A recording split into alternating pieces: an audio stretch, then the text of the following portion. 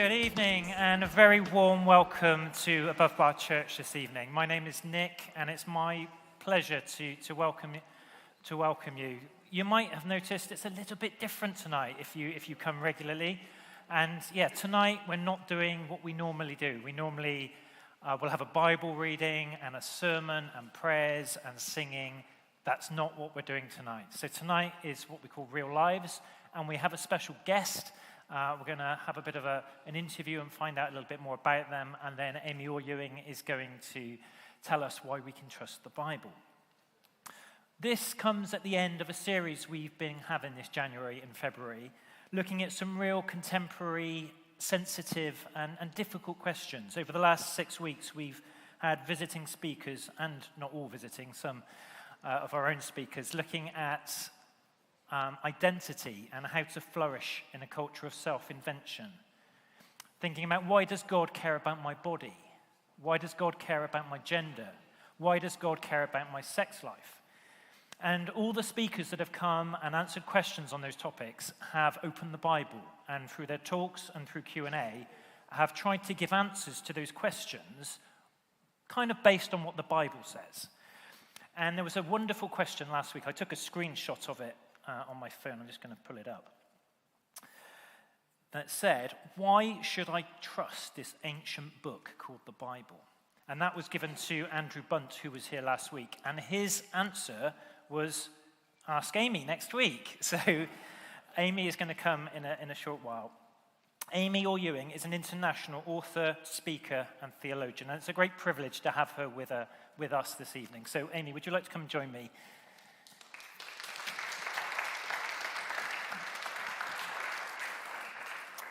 We are going to be doing Q&A again this evening. So up on the slide, there's going to be a QR code. So if you can use your phone to take a snapshot of that and get to the website, www.pigeonhole.at, then throughout this evening, through Amy's talk and during the break, you'll have an opportunity to enter your questions. It might be that even if you haven't got a question, you can, if you go in through the QR code, you can see questions that other people have submitted, and you can vote for them. And that will guide me later on as to if a lot of people have voted for significant questions, I will ask those questions first at the top of the list. So if you do that, you'll really help me out. If you need to get your phone and hold it at a funny angle, that's fine, or you can type the address out. Right, so we're going to get to know Amy a little bit now. Amy, thank you so much for coming. It's a privilege to have you here this evening. Thanks for having me. It's great to be here. Do you want to just start by telling us something a little bit about you, your background, where you grew up? Yeah, sure. So I was actually born in Australia, which you may be able to not tell from my accent.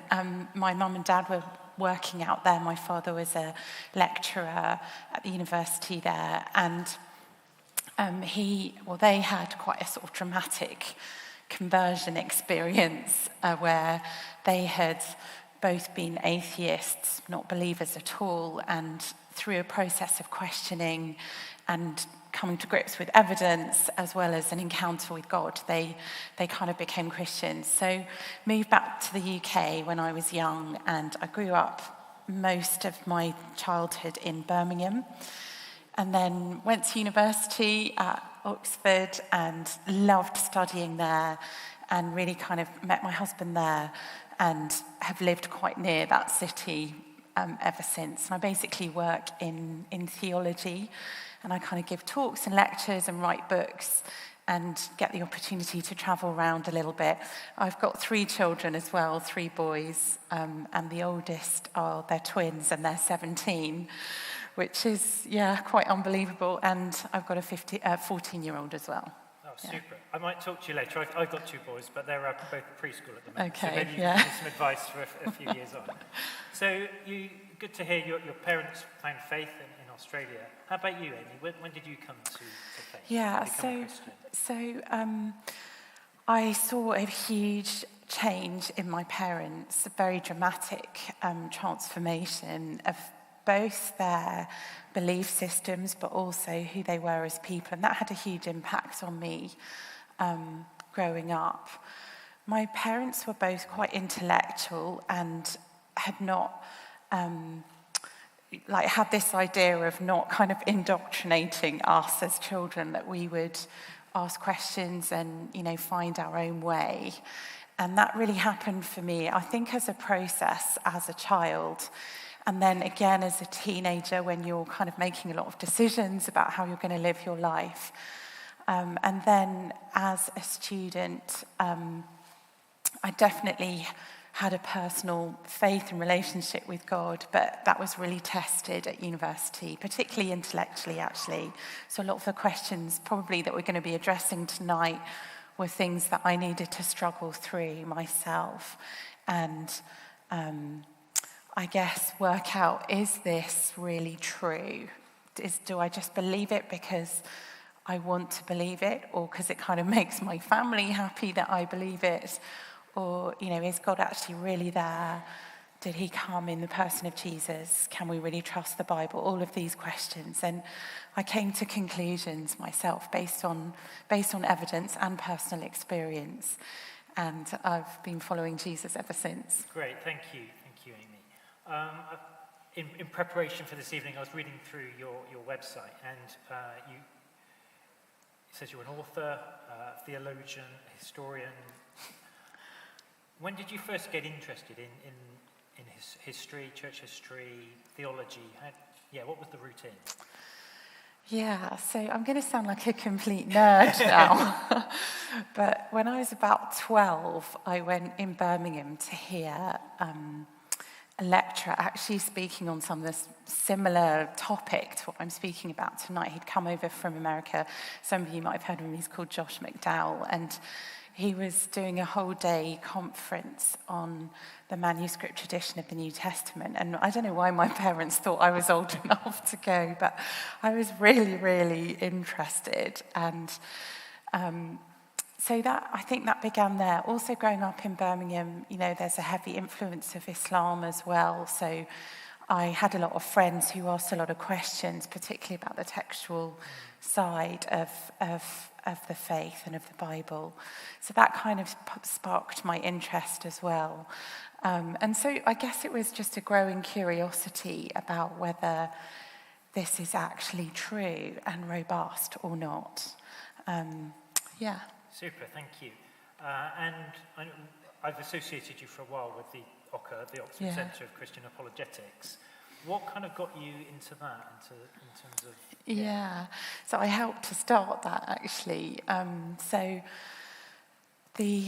guess coming out of postgraduate study and finding that there was a lot of interest in some of these big questions about life and faith, both in the church but also in the wider culture.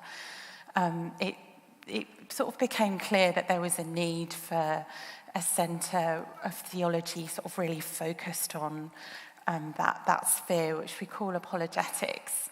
That sounds like apologising, and it doesn't mean that. The Greek word apologia comes from the concept of what a lawyer would do if you were accused of a crime. Your lawyer would get up and speak on your behalf and would give an apologetic for you. So it speaks of giving a legal or a reasonable or a persuasive defense of something being true. And so within the Christian faith, all of the questions that we might face about whether there's a God who is loving in this suffering world, or questions like we're going to look at tonight around the Bible, would fit in that sphere of theology. And for me, that was of interest because it's really where theology is out of the ivory tower, or it's even just out of, my personal belief system. And it sort of hits the streets as to whether this is public truth, whether this is actually robust and true, and whether when people ask questions and really kind of kick the tires of the Christian faith, how does it actually stand up to scrutiny? So, I helped establish that centre, and that's been a real joy. And Callum, who's our young adult pastor, went on a course at Exactly, Oxford. So, have you got any dirt on him? Callum, what a joy, always a joy. No, I'm afraid no dirt whatsoever. He was a bit of a choir boy, I think, really. Well, thank you so much for making the journey down and being with us this evening. I'm going to leave you up here on your own now for a little while. Great. You're going to give a presentation to Yes. us on why we can trust the Bible. That's right, yeah. I think Thank we're going to you. have the lectern, if that's Yeah, all right. will Yeah, lovely. Thank you.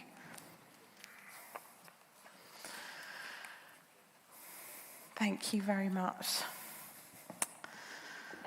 So it's great to be here tonight, to have the opportunity to look at some of these questions. As was said earlier, we've got a Q&A afterwards.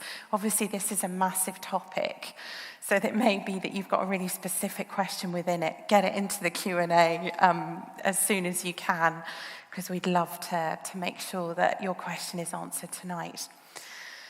So I don't know what you think about when you think of the Bible, but regardless of whether we believe it's true or has any relevance to our lives today, it is undeniable that it's had a huge influence on the civilization of the Western world and even on the English language. Lots of Jesus' sayings recorded in the Bible have become proverbial without people knowing that their origin is in the New Testament. Phrases like the salt of the earth, love thy neighbor, do unto others, the good Samaritan, the prodigal son, the blind leading the blind, judge not lest you be judged, the one who lives by the sword dies by the sword, a wolf in sheep's clothing, cast the first stone, eat, drink, and be merry, all come from the Bible. Jesus and the Bible have had an extraordinary impact on the subsequent history of the world, and our language is just a part of that. And the books that contain the eyewitness accounts of Jesus' life, known as the four Gospels, could be seen as, in some sense, the most successful creation just on literary terms. It's been more influential than Shakespeare or other great texts. These four Gospels have been completely international.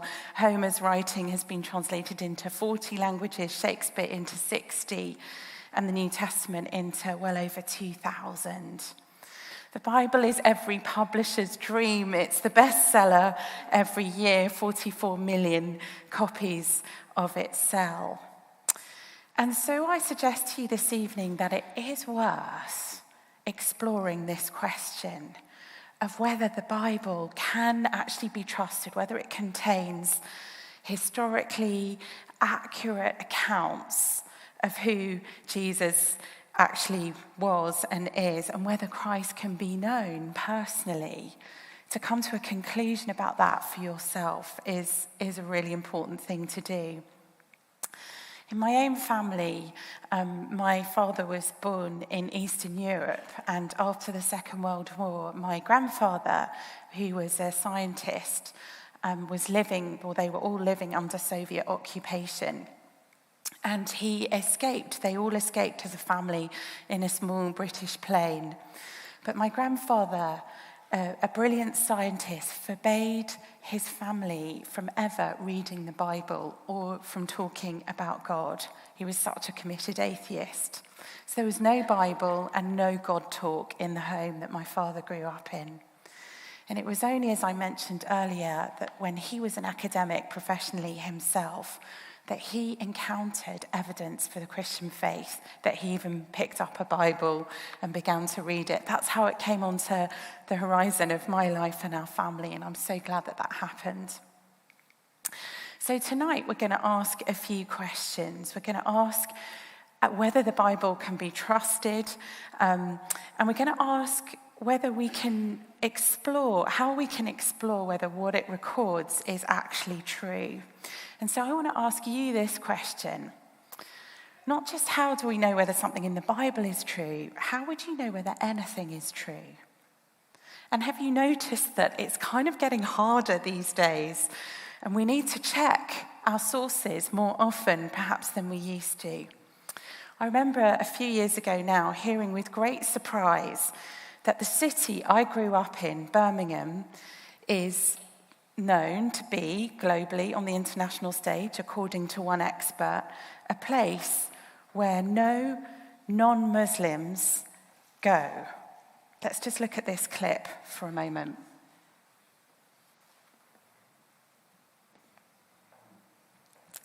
Can we have the next slide? Thanks.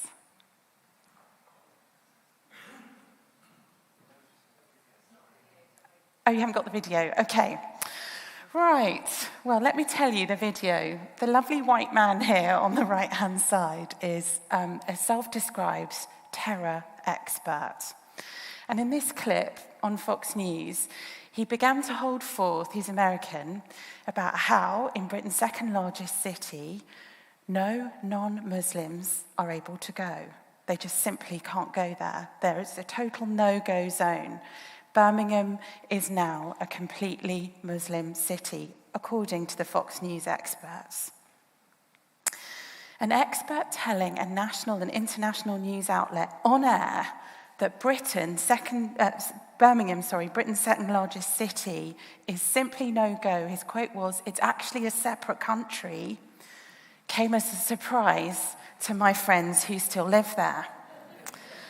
We began to wonder, will passports be issued for Birmingham? How do we know if anything is true? In this sort of situation, we'd have a way, wouldn't we, of checking whether what the expert said was true or not.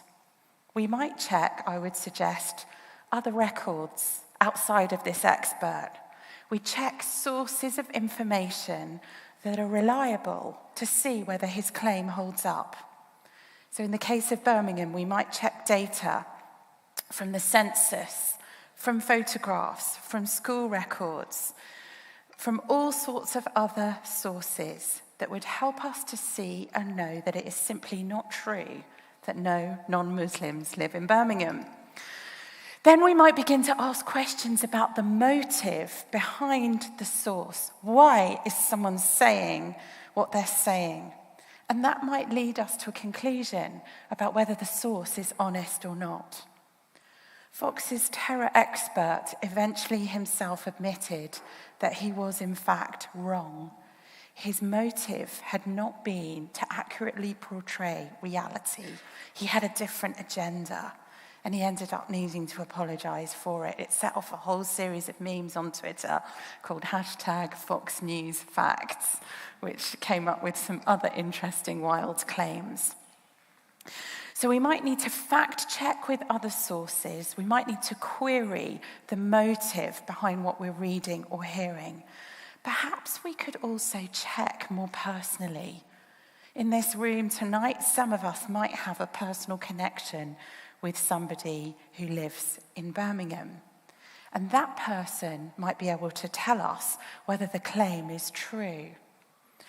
And we would have good reason to conclude on the basis of that person's personal experience that the Fox News terror expert was in fact wrong. So what about the Bible? How can we know if it's true? Well, I would suggest that we can use exactly the same process to ask whether it's accurate. We can check historical records and we can come to a conclusion by comparing the historical records of the time with what's in the Bible as to whether what is in the Bible is accurate or not. We can ask questions about the motives of the writers of the Bible and ask about how their motive affects whether what they're saying is true or not. We can ask whether what they write is coherent, whether it reflects reality as we know and experience it today. That would be a kind of fact-checking, just like we might do with Birmingham. But then we could also check more personally. We might ask questions, just like we did of our friends who live in Birmingham. We could ask from a personal angle. Does the Bible actually enable God to speak in a real way into our world today? So we're going to do some fact-checking tonight together as we think about the Bible. And we're going to think for a moment and ask the question, do other sources back up the Bible? I could give you loads of examples. I'm just going to give you a couple tonight. Let's take the famous story from the Old Testament of Jericho. In the book of Joshua, for years, skeptics thought that the story of the walls of Jericho falling was a myth. Can we have the next slide, please? Dr. John Garston made a remarkable discovery in the 1930s. He says this, "As to the main fact, there remains no doubt. The walls fell outwards so completely that the attackers would be able to clamber up and over the ruins of the city." Now, this is striking because in a siege situation, walls fall inward. They're pushed in, not outwards. On March the 5th in 1990, Time magazine featured an article called "Score One for the Bible." Archaeologist Kathleen Kenyon claimed that Jericho's walls had not just fallen outwards, they'd fallen suddenly. And many scholars feel this was caused by an earthquake, which may also explain the damming of the River Jordan at the same time. And additionally, grain was discovered, which shows the city was conquered very quickly. In other words, archaeology supports the Bible's account. Or we might take another example. In Luke's Gospel, chapter 3, verse 1, a man called Lysanias, tetrarch of Abilene, is mentioned. But other ancient sources at the time tell us that there was a man called Lysanias who was important, but he actually seemed to live 60 years before the time of Jesus. So a lot of people thought this is really good evidence that Luke made a mistake. He heard of this person and he just inserted him into his account. Well, then it turned out that Luke did not make a mistake, because an inscription bearing the name of Lysanias, found in a place called Abila much more recently, was found, and it's dated between 14 and 29 AD, exactly in the time frame Luke was talking about.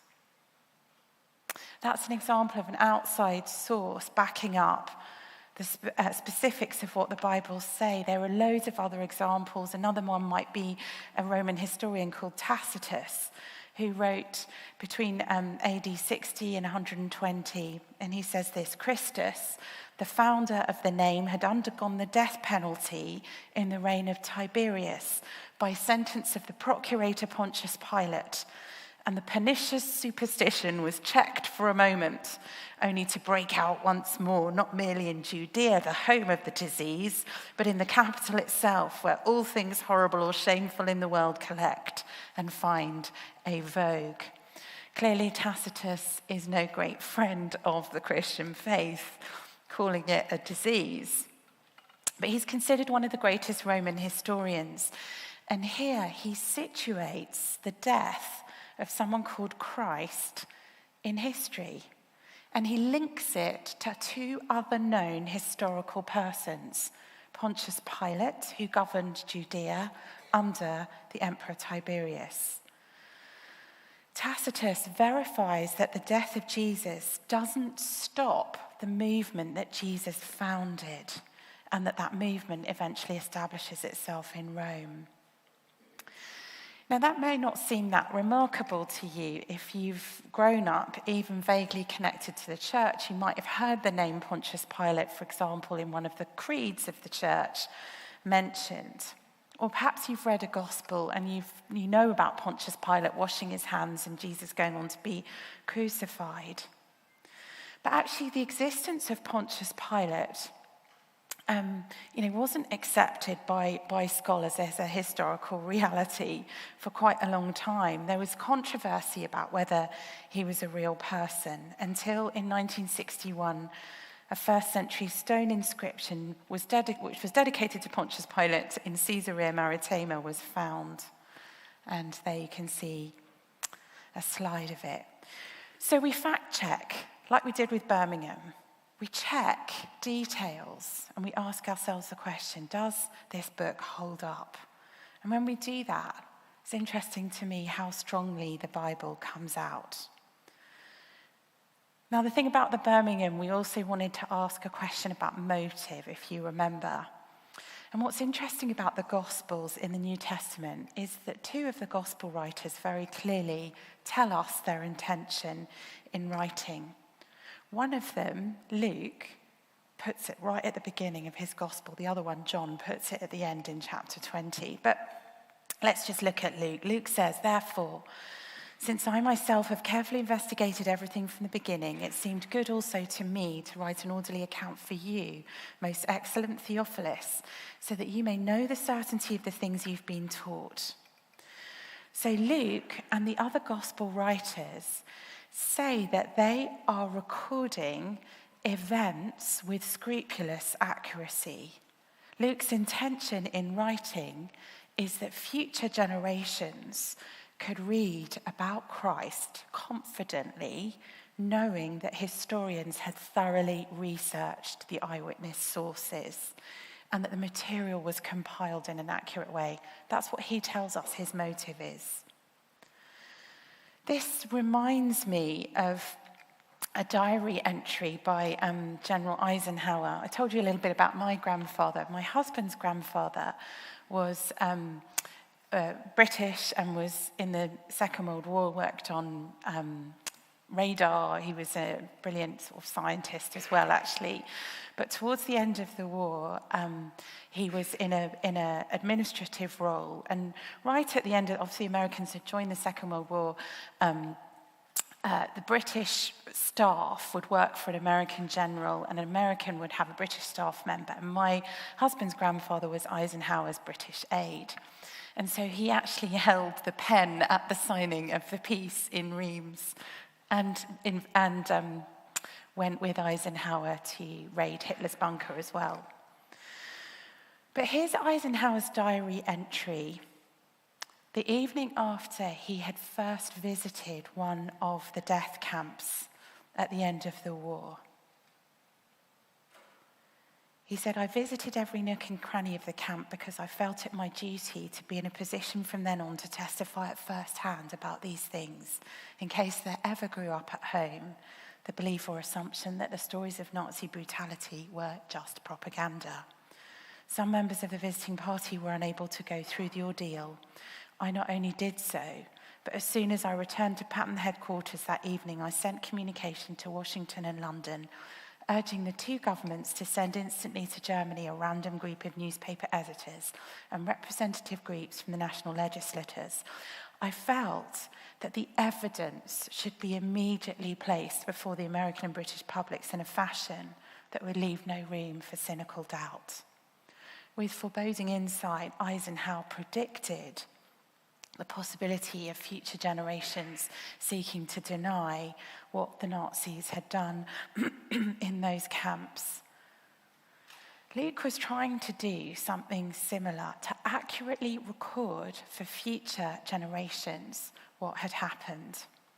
So we're going to spend the next part of the presentation focusing on whether we can test that claim. Namely, the Gospels claim to be based on eyewitness testimony. Can we trust that claim?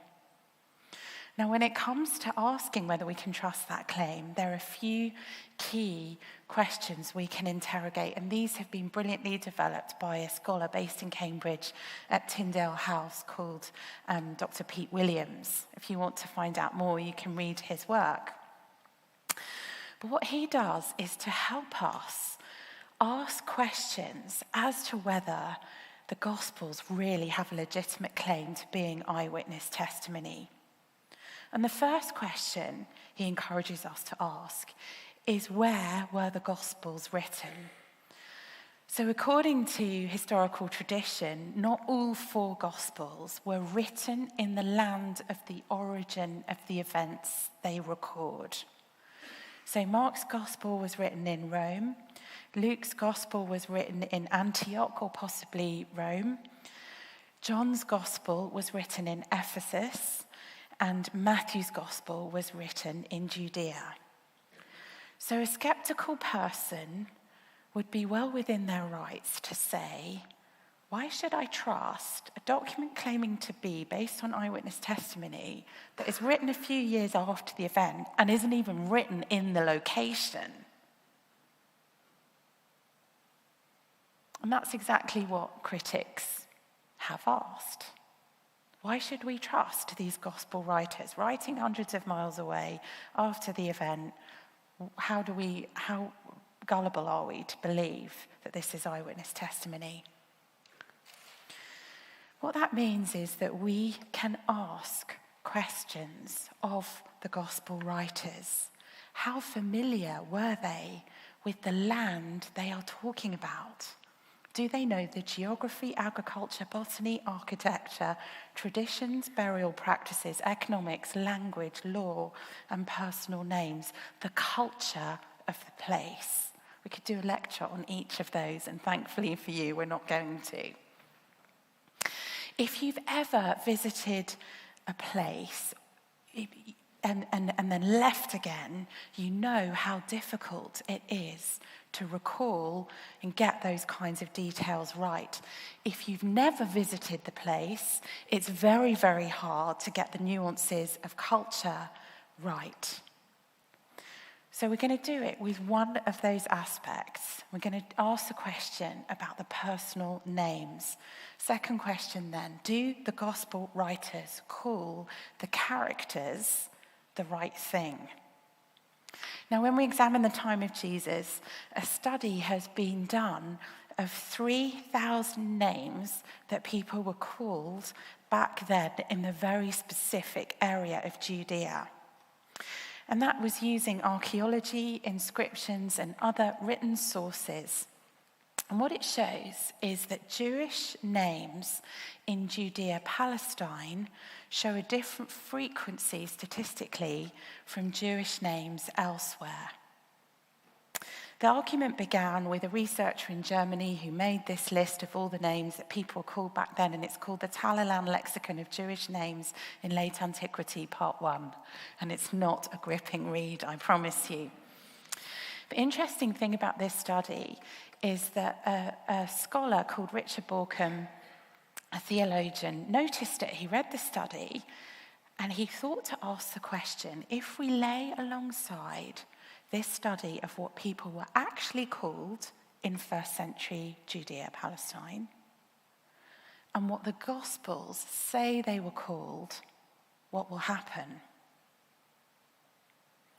So if we take Jewish male names from, and you can do it with female names too, but if we take Jewish male names from Judea, Palestine in the first century, we see this as the order of popularity.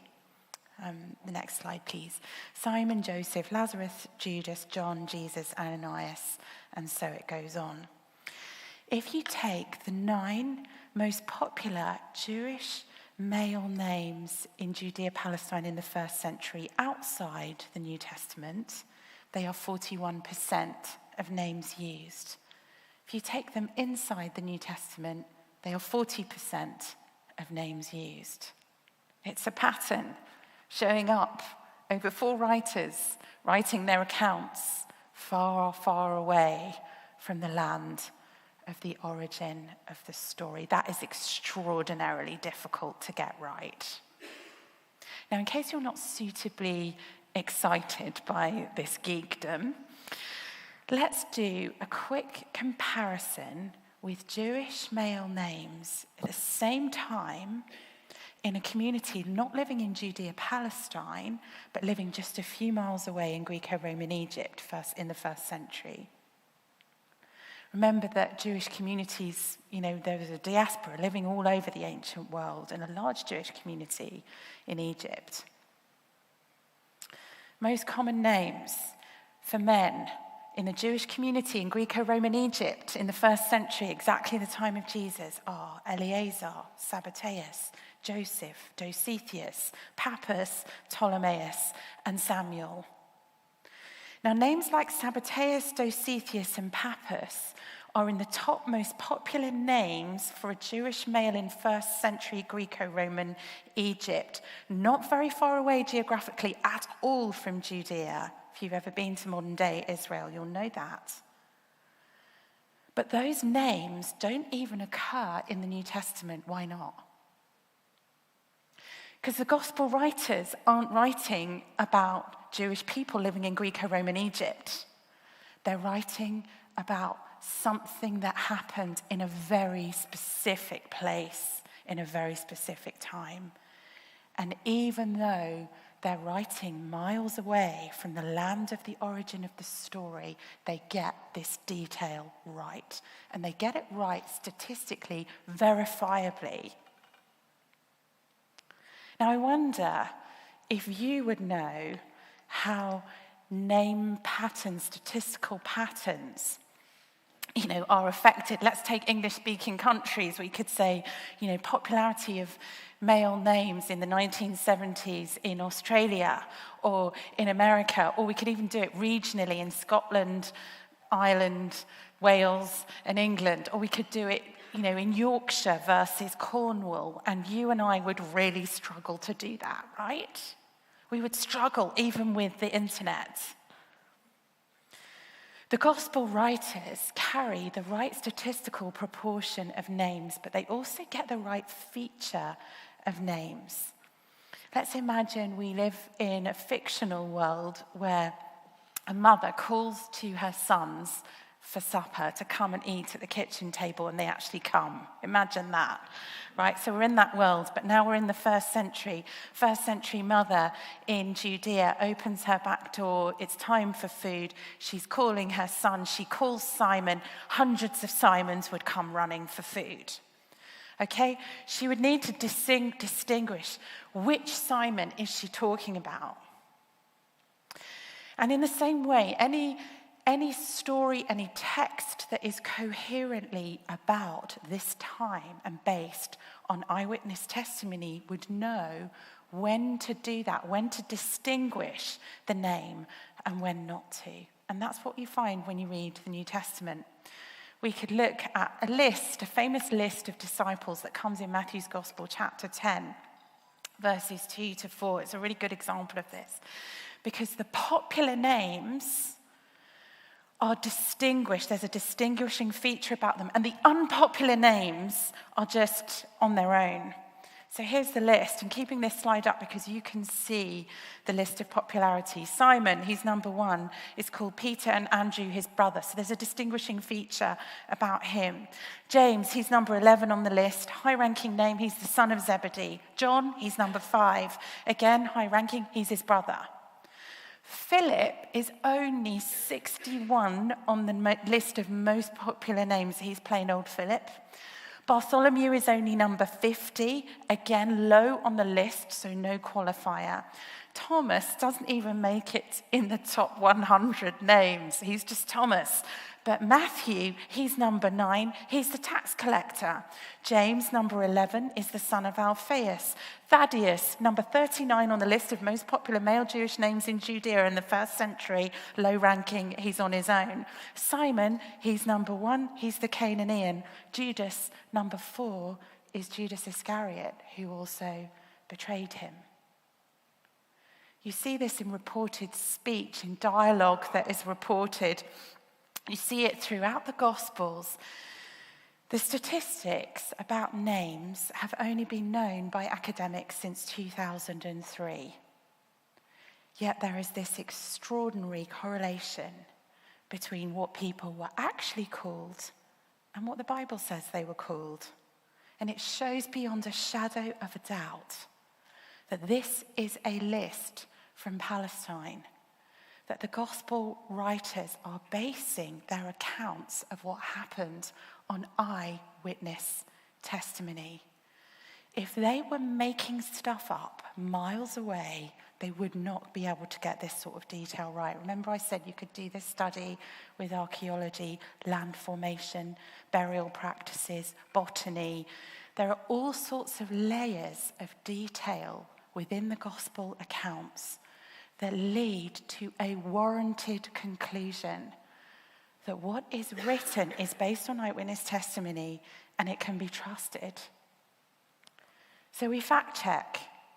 We fact check by asking questions about external sources to the Bible. We fact check by testing, this claim of motive of whether this really is eyewitness testimony. And then I want to just address one last question very briefly before we go into the Q&A time. What about the miracles? Surely you aren't asking me in the 21st century to believe a historical account that includes miraculous claims. What about the miracles? It's interesting to me that the miracles recorded in the Gospels were witnessed by hundreds of ordinary people including a lot of people who were highly skeptical. But even in the accounts that the Gospels can have, people concluded, or some people concluded, through what they saw and experienced, that God was intervening in some way in our universe to show that he is real. One scholar writes, one of the most compelling features of the whole sweep of ancient opinion regarding Jesus, this is slide 17, sorry, I've skipped through a few, regarding Jesus is his reputation as an exorcist and healer. It is no exaggeration to claim that it is one of the most widely attested and firmly established of the historical facts with which we have to deal. Another scholar writes, thus, even when strict critical standards have been applied to the miracle stories, a demonstrably historical nucleus remains. Jesus performed healings which astonished his contemporaries. Now, if you're here tonight and you feel highly skeptical about that particular claim, I want to encourage you to consider why. Have you been raised in a worldview or a belief system, or perhaps you've adopted a belief system that tells you that this universe, this world, is all there is? All there is nature, and a miracle would be to break natural law. Well, C.S. Lewis addressed that exact query in his work on miracles. And he used an illustration from maths to explain how he thought you could hold together a belief in natural law and science and the idea of God and the miraculous. So he said this, he said, if on each of 2 nights I put £10 into my bedside drawer, I wake up and I now know that I have a total of what? 10 plus 10? 20, thank you. But if I wake up on the next morning and find only £10 in the drawer, I don't conclude that arithmetic has been broken, but possibly the laws of England. Okay. What's he saying? He says 10 plus 10 equals 20. If I only find 10, I don't think maths is broken. I assume there's been an intervention from outside. The interesting thing about the gospel writings about miracles is that they don't lead people to question the laws of nature. The gospel writers assume the laws of nature are intact. Dead people stay dead. Tombs have dead bodies rotting in them.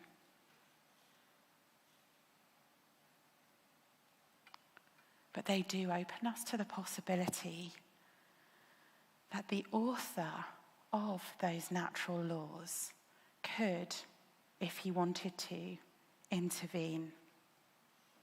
And if he did that, that would be a sign to us, just like finding only £10 in the drawer warns us that there's been a burglary or a robbery.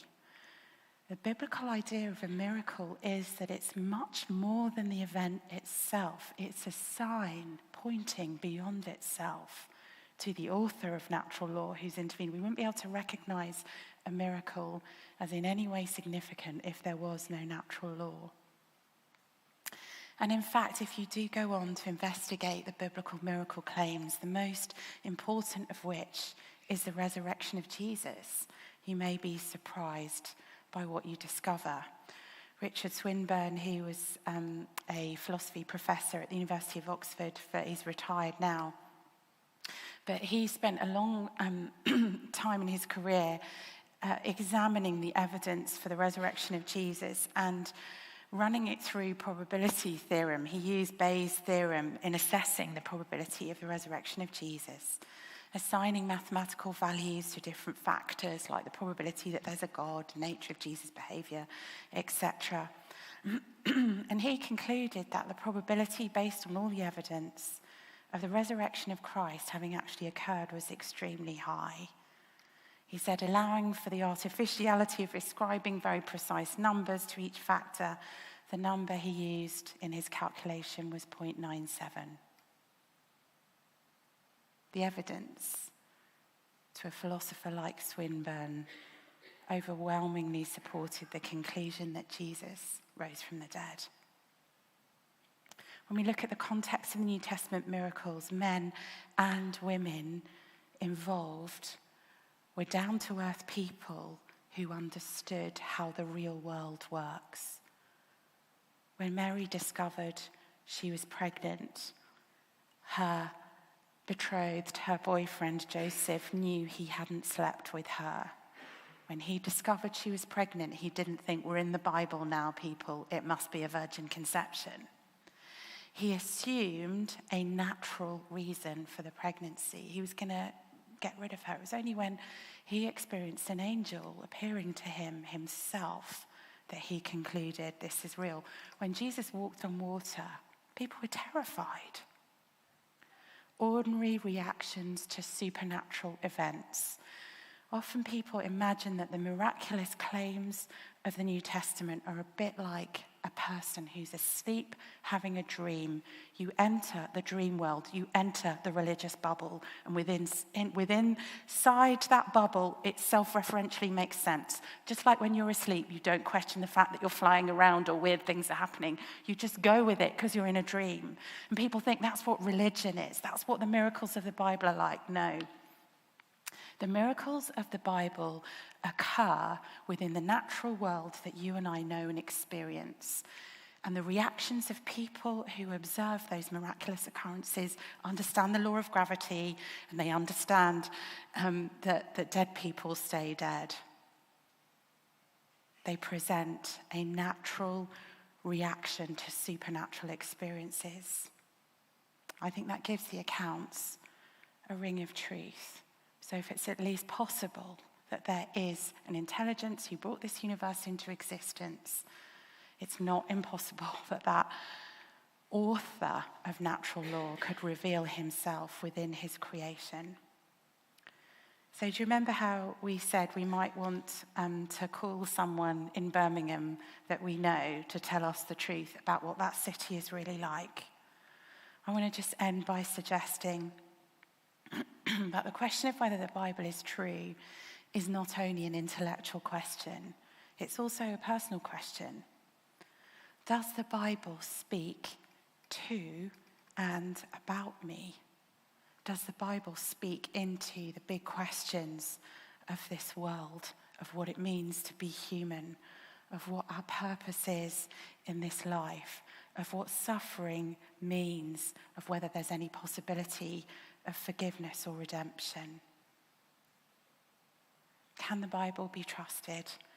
I want to suggest that it is worthwhile to fact-check your sources, to question the motives of the writers, and to ask whether the Bible describes reality and stands up to scrutiny, including the miracles.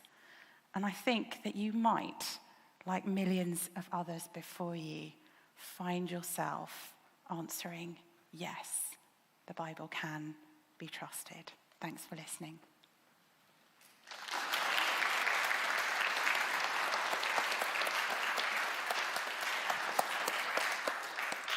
Thank you so much, Amy, for that. We're going to take a short break now. We're going to come back. If you could be back in for 15:15. So you've got 10 minutes just to refill a drink, grab a snack, take a comfort break. Also use the time to, hopefully we'll have the QR code back up again. So if you haven't yet submitted a question, please use the 10 minutes to do that, and then we'll work through the Q&A. Thank you.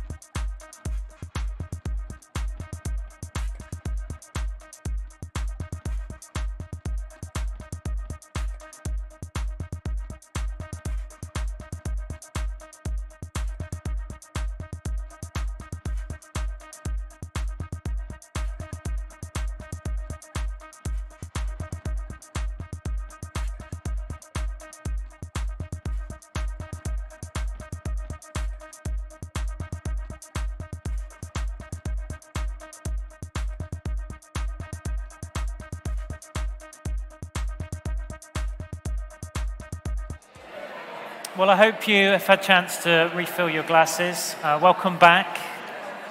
We're going to go into our Q&A section now. Thank you so much for all those that have been submitting questions. Right, we're going to start, Amy. So our first question, I'm going to try and put it on the screen if technology works. Let's see if that works. Good. So the question, how do we know which parts of the Bible are accurate? Genesis is considered a poem, but the Gospels as historically accurate. How do we decipher which books in the Bible are which? Thank you. That's a great question that sort of goes to something that I didn't really touch on tonight, which is this reality that, of course, the Bible is 66 books written over 1,500 years by more than 40 authors. And so you're dealing with different kinds of material. And so as we were talking sort of specifically about the Gospels tonight, because that's really what kind of addresses who Jesus is, and it's quite a good place to start if you're investigating the Christian faith, we're looking at what they claim this text is, which is that it's eyewitness, based on eyewitness testimony. So then with the rest of the Bible, how do you navigate and how do you read it and know what type of material it is? And I think it is really important that we ask that question and do the work. So in one sense, you can just read the Bible in English and take it at face value, and that will give you a certain level of engaging with it. But if we really want to find out what it means, we're going to need to look at things like genre and ask the question, what's the author's intention here? So one of the things that's interesting about Genesis actually is you have different types of writing in that book. You definitely have poetic genre, but and multiple creation accounts actually in different styles, which addresses the reality that sometimes when we're talking about certain things, you know, only poetry is going to do it, and other things, you know, we do want a more kind of chronological, historical approach. So there's lots of resources that can help you do that, but it's the right question to have in your mind as to what type of material is this, and what is the author's intention in writing this, rather than us just kind of jumping in with our cultural sort of hobnail boots on and making a lot of assumptions. Thank you, Amy. Can I say one more thing? Go for it. I think it was G.K. Chesterton who was asked, you don't take the Bible literally, do you?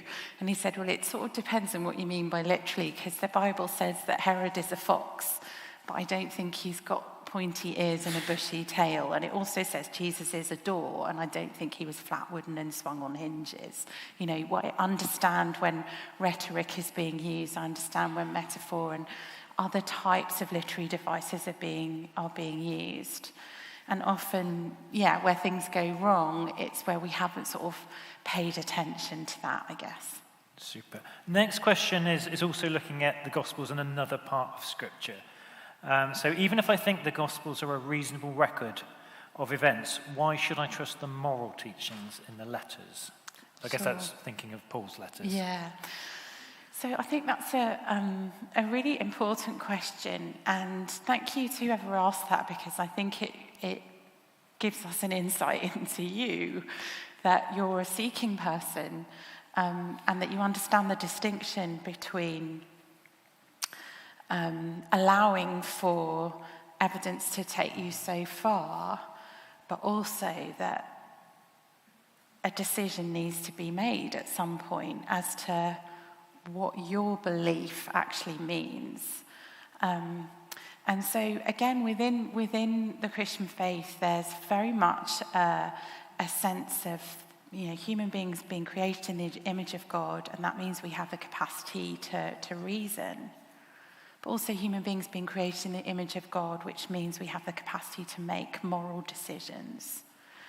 So the Bible doesn't present itself as a moral book for people who don't particularly believe in God, or, people who are seeking to kind of do the right thing and live a good life. And if you follow these rules, this is how society should be ordered.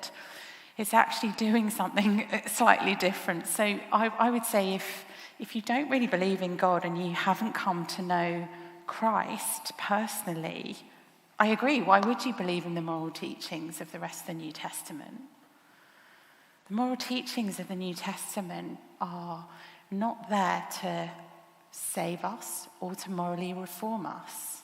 The moral teachings of the New Testament are about people who've come to know the living God, which Jesus describes as birth, an ontological change that happens. And once you come to know him and you begin to follow him, then you need help on that journey. It's called discipleship. And that's where the moral teachings fit in. They don't make you good, and they don't make you, a Christian, and they don't make you, in a way, anything without God himself, through Jesus, having actually changed your heart and life through that forgiveness that comes through the cross. So I would encourage you to begin by scrutinizing the Gospels, to begin by scrutinizing the person of Jesus. And it's only if he is God incarnate, it is only if the forgiveness he offers through his crucifixion is actually real and tangible and true, that it would be worth even considering the moral teachings of the New Testament. But I suggest to you that if it is true, and you do encounter the living God, then actually what you want changes. You want to live in a way that pleases God. You want to live in a way that you aren't the author of your own moral decisions. You want to follow. And that's the point at which the rest of the teachings of the New Testament come in. And sometimes I think the church has, we haven't done a great job. We're sort of seen as we've got our megaphone and we're preaching our moral rules and trying to impose them on the culture and on society.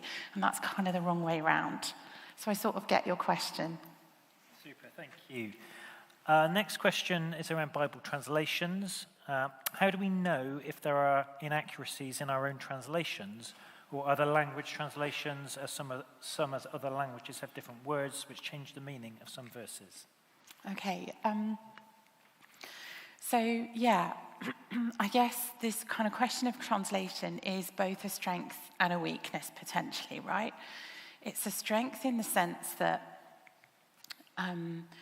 there's been a desire amongst followers of Jesus from the very earliest moments of the Gospels even being written, of the New Testament even being written, to an effort to translate it. So if you look at the manuscript tradition of the New Testament, you're not only looking at Greek manuscripts. There's Indian and African and other languages that are there really early. And so translation is a strength in the sense that, here we're not reading the Bible in Latin anymore in England, because it's been translated into English so that we could read it in our mother tongue. We don't have to have a level of education where we've learned other ancient languages in order to access God's word. But I guess one of the weaknesses of that and the potential dangers of that is that the translations begin to, stray away from or be in some way culturally influenced, so that they're not really based on the actual original text. And so if you've heard the phrase, the Reformation, and actually lots of reforming movements within the church has always been about going back to the original language and making sure that we're not just translating it in such a way as to fulfill our own kind of cultural bias, but we're really coherently looking at the original. And there are a number of ways you could do that. Number one is that certainly the English translations don't go off other English translations. They always do go back to the original, Greek and Hebrew and Aramaic. And you can see that in the text where efforts are made or where there's a difficulty about translation of a word. You might find a little footnote that alerts you to that. So one way you could think of doing it is there's a thing called an interlinear. If this is a major concern for you and you don't really read Greek or Hebrew, you can actually get an interlinear Bible which gives you the actual Greek word with the translation of the Greek word into English, which you could then go and check elsewhere, and the translations on either side of it. And that would be one way of addressing the concern. Super, thank you. The next question, I guess, is around kind of, have they been airbrushed? It says, the winners write the history. The Bible is written in or for the Christian perspective. Accounts against Jesus and Christians have been removed. Are the events happen the same as how it was written? Thank you. Well, I read to you tonight a source material from Tacitus that called Christians a disease and, absolutely poured scorn. There are plenty of ancient sources pouring scorn on Jesus and the church. So I would say they haven't been removed demonstrably. There are accounts from the time. But what's interesting is that even those accounts from the time that seem to be written against Jesus actually end up verifying some of the core central facts and underpin that lots of these things, did actually happen. I think the second thing I would say is I love that the winners write the history phrase, that idea of a victor's narrative. But what's really interesting about the Bible, even just on from a literary point of view, is that unusually that is not the case here. So if you look at the Old Testament, you have the experiences and suffering and oppression of women described. You have very, very powerful people like a man called Isaiah, who was a diplomat who could walk into a king's court, and he writes one of the books of the Old Testament. And you have very, very poor people. A person like Amos. He was the dresser of sycamore fig trees, the dirtiest job in the society, the lowest job. And he wrote a book called Amos that's in the Bible. So you actually have really, just in literary terms in the Old Testament, really interestingly, not just the victor's narrative. And then when you look at the New Testament, similarly, think about who the gospel writers are. It's not Herod, it's not Tiberius or Tiberius's historian Tacitus. It's fairly unknown or previously unknown fishermen, a tent maker, that was the Apostle Paul, a tax collector, Matthew.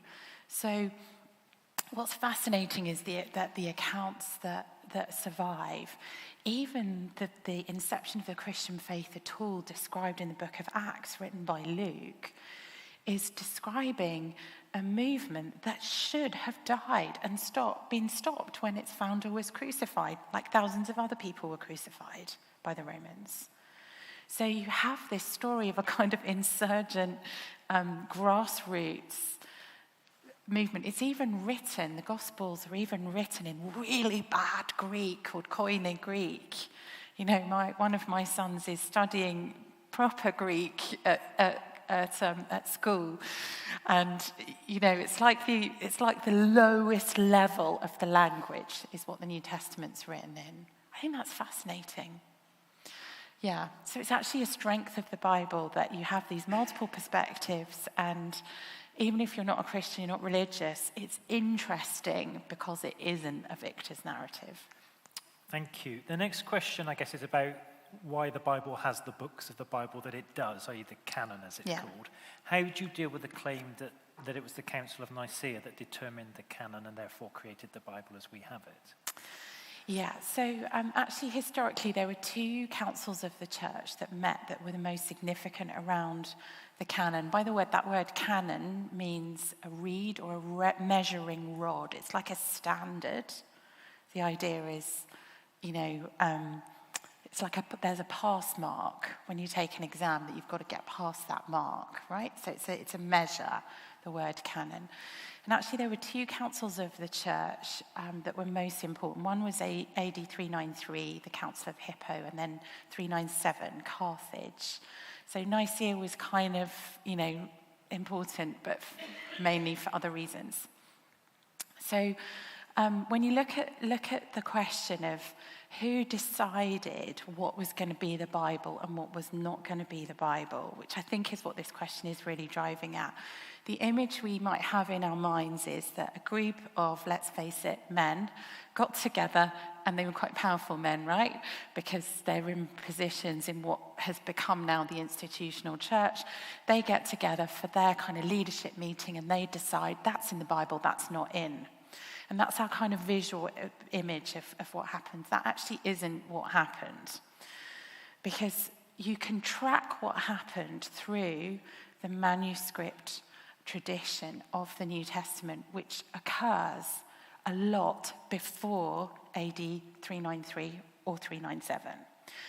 So the process of what became viewed to be scripture is fascinatingly, overwhelmingly an organic process in the early church as people translated and spread and made copies of these documents. And there are, above 40,000 is the manuscript tradition just in, that we'd be talking about for the New Testament. So it's thousands and thousands that survive. It would be way more than that were made and spread throughout the known world into multiple different languages as well. So there's an organic process that happens. So by AD 3, late 390s or the 390s, you've got a situation where you've had this insurgent beginning grassroots movement claiming there's been a resurrection from the dead, starting with 12 people that then grows to a couple of thousand at Pentecost and then sweeps through the ancient world. So by the 300s, you've got thousands and thousands and thousands of Christians.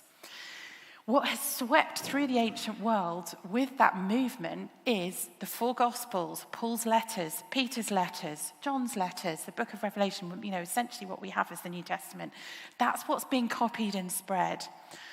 But as that happens, as happens with all movements, other ideas and other leaders begin to come in and say, I want my gospel also included. And then they attach the name of a person who seemed to be significant, the Gospel of Thomas or, the Gospel of Judas or whoever it was. And those Gospels are written hundreds of years after the events and not based on eyewitness testimony.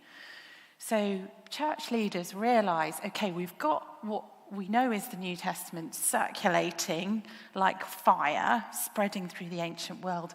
But now we've also got these other newer things which are slightly different, some of which are claiming, authenticity on the basis of having the name of someone who sounds like they were one of the 12.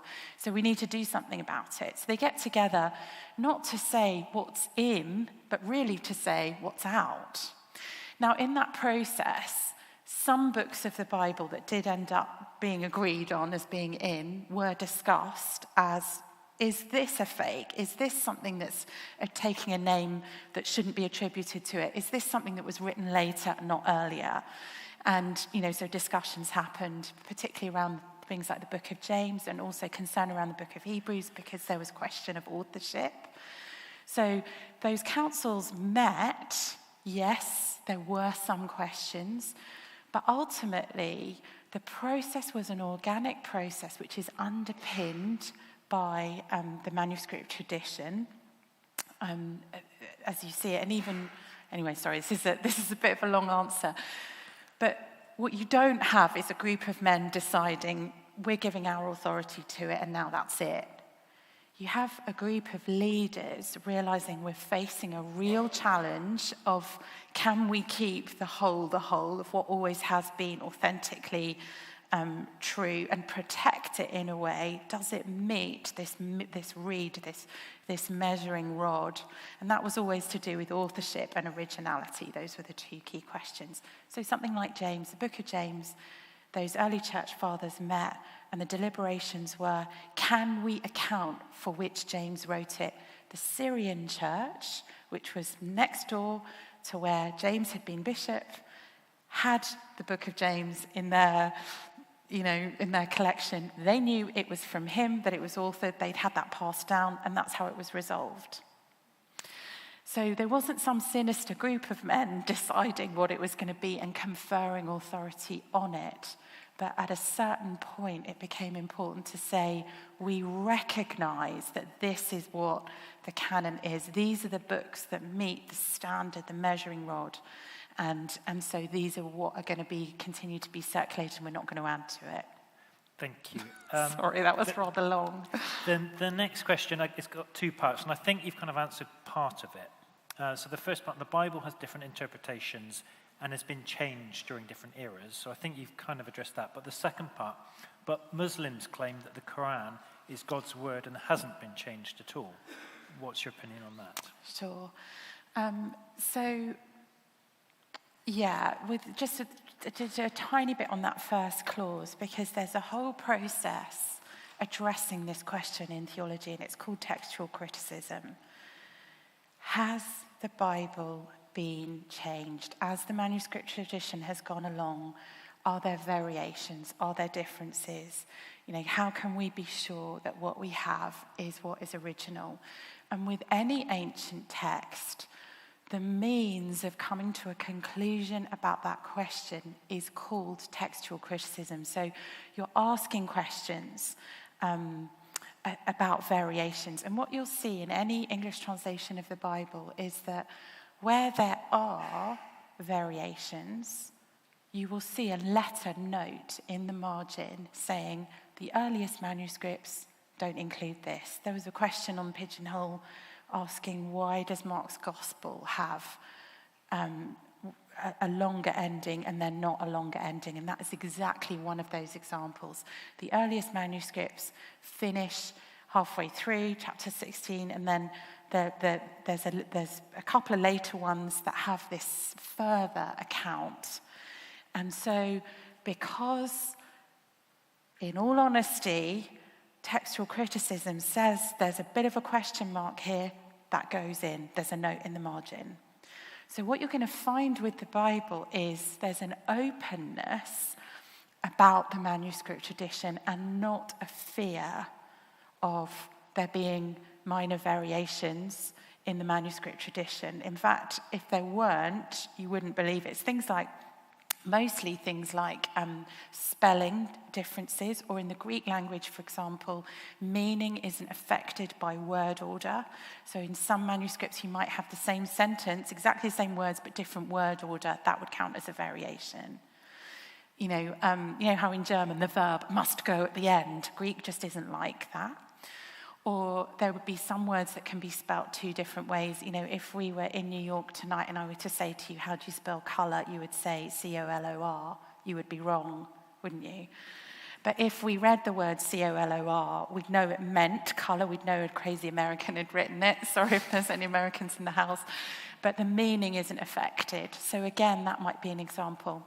So with Islam, one of the central claims of the Islamic faith is that although Muhammad didn't sort of perform any miracles, the Quran is the sort of authenticating miracle of the religion, and it hasn't been changed.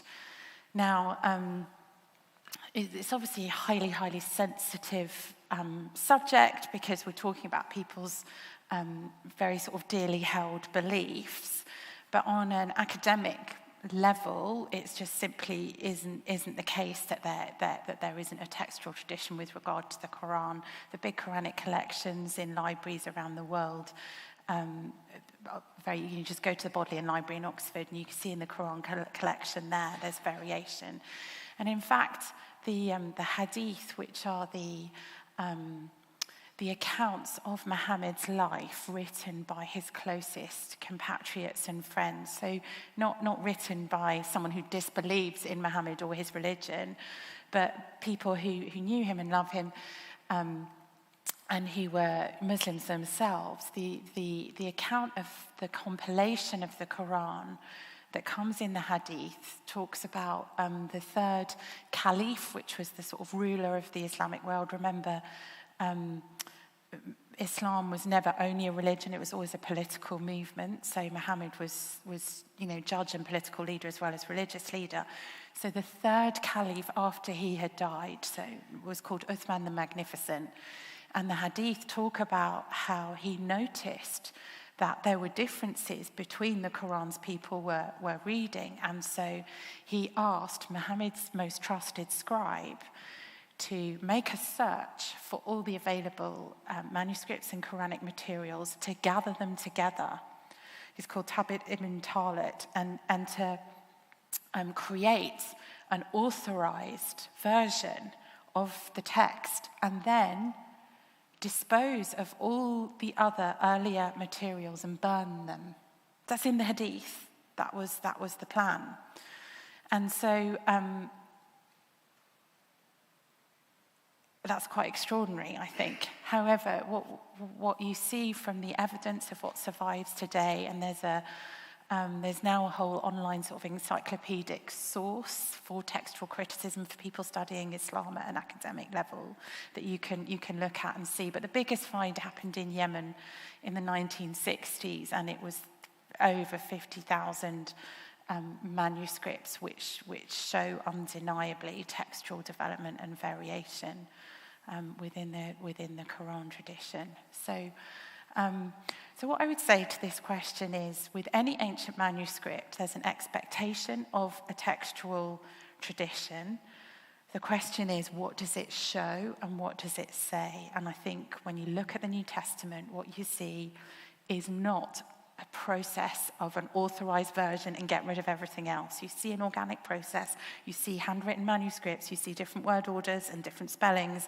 You see sometimes a longer ending. Say to Mark's Gospel, there's actually only a couple of examples in the Gospels of longer sections like that. The other is the woman caught in adultery in John's Gospel. And that's to do with there are two types of material that the New Testament was written on. One was called papyrus, and the other is called parchment. Parchment was expensive. It was made from the skin of animals, and papyrus was cheap. It was made from reeds sort of glued together and laid out in the sun, but it was brittle.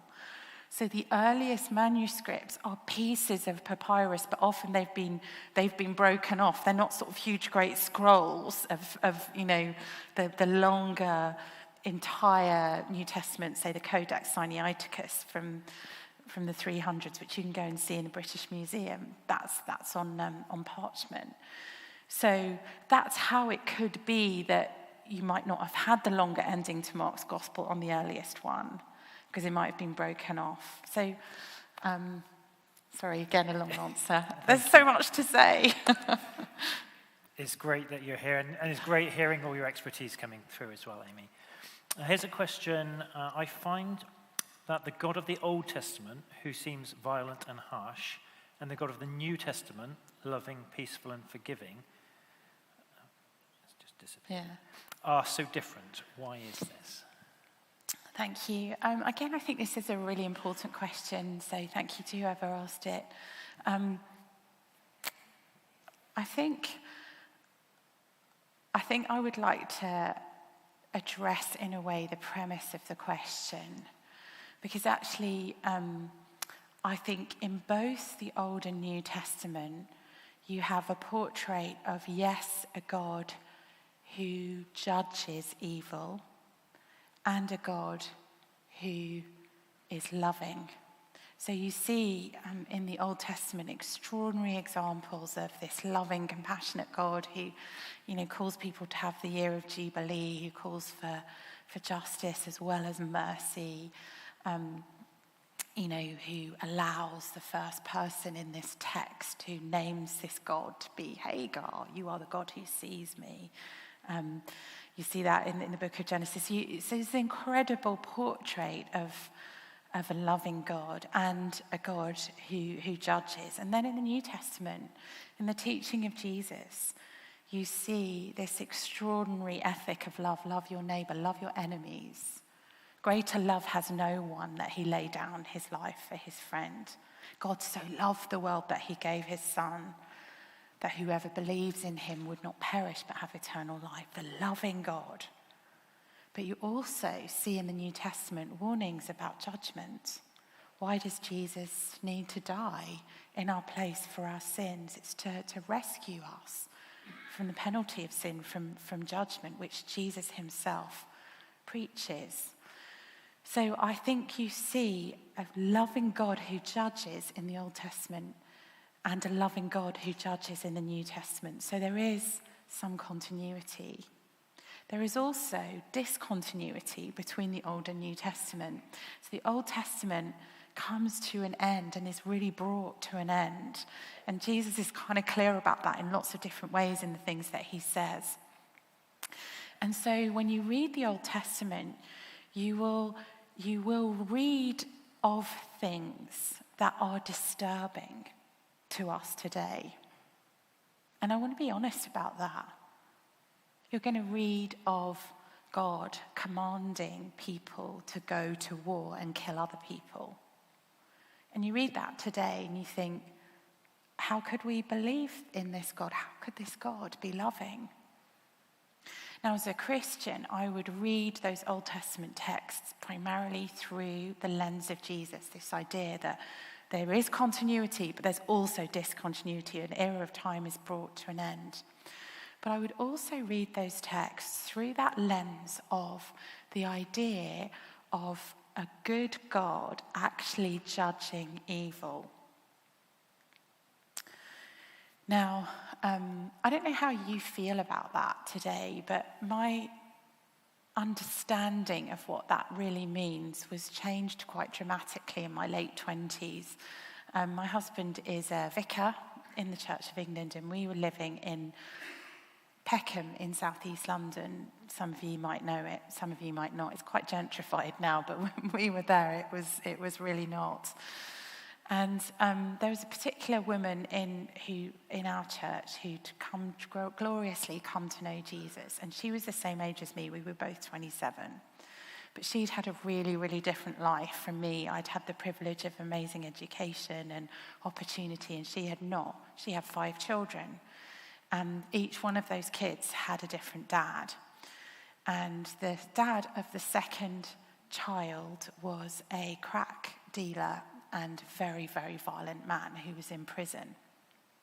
And one day she had a restraining order against him, but he was released from prison and he came straight round to her flat and broke in and beat her to the brink of death. He thought she was dead. She nearly lost one of her eyes, and sexually assaulted her oldest daughter, who was 13.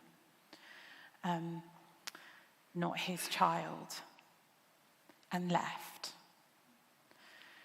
So this is a woman I dearly love. And I go to see her the next day, and she's in hospital, and the hospital, amazingly, the surgeons saved her eye, her sight is fine. But I go to see her, and because I love her, what do I think? What do I say? Do I think, doesn't really matter that much? No, I can tell you that what love cries out for is judgment. We want justice in that situation. If you love the victim, if you love the weak, if you love the abused, then you can see that a loving God could overlap with a God who would bring judgment to evil like that. So when you read the Old Testament, there's continuity and discontinuity with the New. The discontinuity is the means of God's judgment. So there's a period of time, a limited period of time, where God is revealing himself through his chosen people who are going to bring forth the Messiah, the intent of which is always that that would be a blessing to the whole world, not kept to one ethical people group. And in a limited time frame, one of the means of God's judgment is war. And that occurs when great evil, rampant evil, including the abuse and death of young children and women, one of the means of that judgment is war. Now, sometimes people think, it's kind of ethnic cleansing in some way. Actually, God's judgment is more often against his own people in war than it is through them to other people. It's far more often against them. This is not an issue of genocide or ethnic cleansing or anything like that. But one of the means of his judgment when there is great evil in a culture within a limited time frame was war. Now, I can read that text today and I can feel this is awful. It's awful that people had to die or people died in war in this way. But I can also see how a loving God would judge great evil. I can have a category for that. That makes sense to me, and I can read that text through the lens of Jesus. And so, yeah, I would just say to you tonight, if those texts kind of trouble you in any way, maybe think about it through those two lenses. Thank you so much, Amy. We have kind of run out of time. Thank you for all those that submitted questions, and I'm sorry if we've not been able to ask or answer your question. Amy, I think we had a few slides with some of Amy's books. We do have those books out on the table in the lounge. So if you want to pick up a book, I hope you'll have seen that Amy is highly educated on these matters and is really brings them forward in a really relatable way. But I'd like us just to say thank you to Amy. Thank you.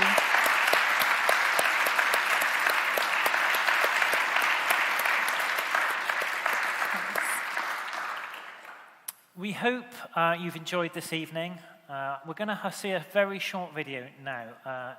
And this is about something called an Alpha course. We're going to run an Alpha course shortly after Easter in the church here. And this is for something that if you have come tonight with these questions and, I don't know, perhaps you kind of think it makes sense or it might make sense a little bit, Alpha is an opportunity for you to come to a course. We eat food together. There's some video presentations about some of the reasons why Christianity does make sense, and then an opportunity to ask questions. Any question, big questions, small questions. So do take a look at the video, and it just shows something of the Alpha course.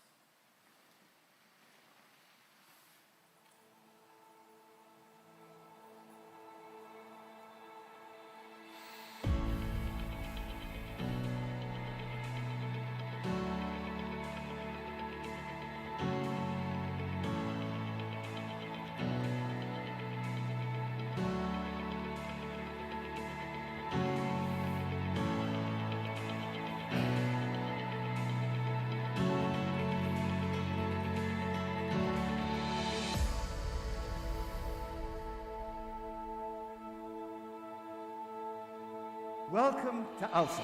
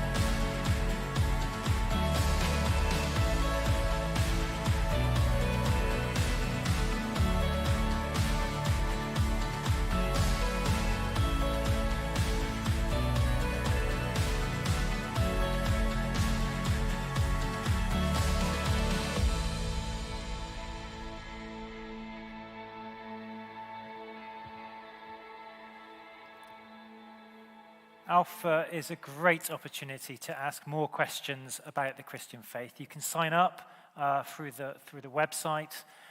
Just click I'm new, put your details in, and the church will be in contact. They'll probably start just after Easter. One more thing I want to mention before I say goodnight. Friday the 24th, this coming Friday, is 12 months since the Russian invasion of Ukraine. we're going to have a vigil here on Friday. So if you'd like to come and pray for Ukraine, you'd be very welcome here. But can we finish by saying one final thank you again to Amy.